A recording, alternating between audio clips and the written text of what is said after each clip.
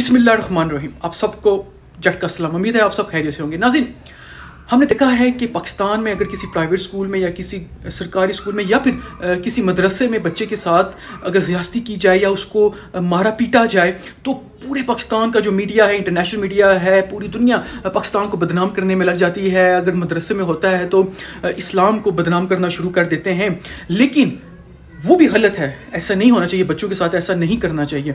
लेकिन पिछले एक मंथ में कनाडा के बीच में तकरीबन 1200 ग्रेव्स यानी कब्रें बच्चों की बरामद हुई है। मीडिया खामोश है, हमारा मुकामी मीडिया खामोश है, कोई इसके ऊपर बात नहीं कर रहा, इंटरनेशनल मीडिया इसके ऊपर बात नहीं कर रहा।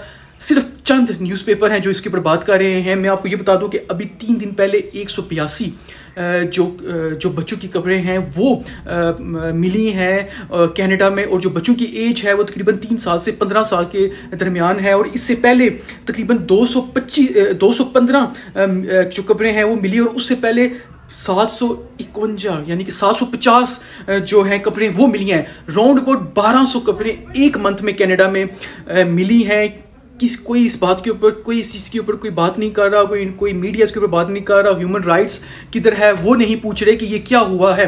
लेकिन मैं आपको बताता हूँ कि ये हुआ क्या है। असल में आज से तकरीबन ये जो कब्रें हैं ये बताई जा रहे हैं कि ये अर्ली 90s और लेट 80s सेंचुरी की हैं, और ये वो बच्चे हैं जिनको ज़बरदस्ती घरों से उठा के रेजिडेंशियल यानी कि रिहायशी टाइप के वहाँ पे स्कूल होते थे पहले ज़माने में, जहाँ पे वो खुद रहते भी थे, जैसा बोर्डिंग हम कहते हैं, वहाँ पे रहते भी हैं, वहाँ पे उनको पढ़ाया भी जाता था। वो एक मजहबी रिलीजियस टाइप स्कूल था। वहाँ पे बच्चों को ज़बरदस्ती उठा के लेके जाया जाता था और वहाँ पे उनको पढ़ाया जाता था, और उनको कैथोलिक जो क्रिश्चियन का एक उसके अंदर भी मुख्तलिफ तबके हैं जो कैथोलिक्स हैं, वो उनको बनाया जाता था और वहाँ पे ज़बरदस्ती उनको कन्वर्ट किया जाता था।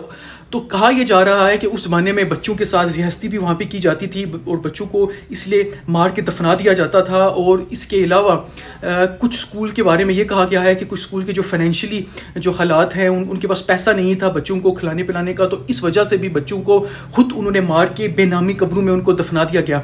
अब ये पता कैसे चला? ये पता ऐसे चला कि कुछ जब लोगों की तरफ से तब से जो एप्लीकेशंस थी कि हमें हमारे बच्चे नहीं मिल रहे, तो इसके ऊपर कार्रवाई हो रही थी। तो अभी रिसेंटली एक टेक्नोलॉजी के थ्रू वो जो स्कूल्स हैं उनके इर्द गिर्द एक रडार के थ्रू उन्होंने ज़मीन के अंदर उन्होंने जब उसको सर्च करने की कोशिश की, तो वहाँ से फिर ये जो अनमार्क्ड जो कब्रें हैं जिनके ऊपर कोई नाम नहीं था, बेनामी का जो कब्रें हैं वो वहाँ से मिली। और जब उनको खोदा गया तो जब अंदर से देखा कि वो बच्चों की कब्रें हैं और उनकी एज जो है वो 3 साल से 15 साल। सोचने की बात यह है कि पूरी दुनिया खामोश क्यों है? अब उनको क्यों नहीं दहशतगर्द कहा जाता? उनको क्यों नहीं फेडफ की ब्लैक लिस्ट में भेजा जाता? उनके खिलाफ क्यों नहीं चीज़ें होती? क्या वो सिर्फ पाकिस्तान जैसी थर्ड वर्ल्ड कंट्रीज़ के लिए यही जो ह्यूमन राइट्स है या जो यूएन है वो सिर्फ ये थर्ड वर्ल्ड कंट्रीज़ को ही वो डिक्टेट कर सकते हैं? कनाडा से अभी तक उन्होंने क्यों नहीं पूछा कि क्या है ये जो मास किलिंग है बच्चों के चाइल्ड अब्यूज़ की जो ऑर्गेनाइजेशंस हैं वो कहाँ हैं जो बच्चों के लिए बोलती हैं? खामोश क्यों हैं आप सब? हमारा अपना मकामी मीडिया जो है पाकिस्तान का वो खामोश क्यों है? हमारी मुल्क में कोई छोटी सी चीज़ हो जाए तो इंटरनेशनल मीडिया हमारे खिलाफ हो जाता है। तो अब खामोशी क्यों है? क्यों हम इस तरह की चीज़ों को हाईलाइट नहीं करते? क्यों हम दुनिया को नहीं बताते कि पाकिस्तान बहुत पुरअमन है? देखिए पूरी दुनिया में क्या कुछ हो रहा है। उम्मीद है कि बहुत जल्द मीडिया की भी जो आंखें हैं, जो दिमाग है वो खुलेंगे। अगर आपको ये वीडियो पसंद आएगी तो प्लीज़ इसको शेयर कीजिएगा ताकि ज़्यादा से ज़्यादा लोगों को इस इन्फॉर्मेशन के बारे में पता चल सके। खुदा हाफिज़।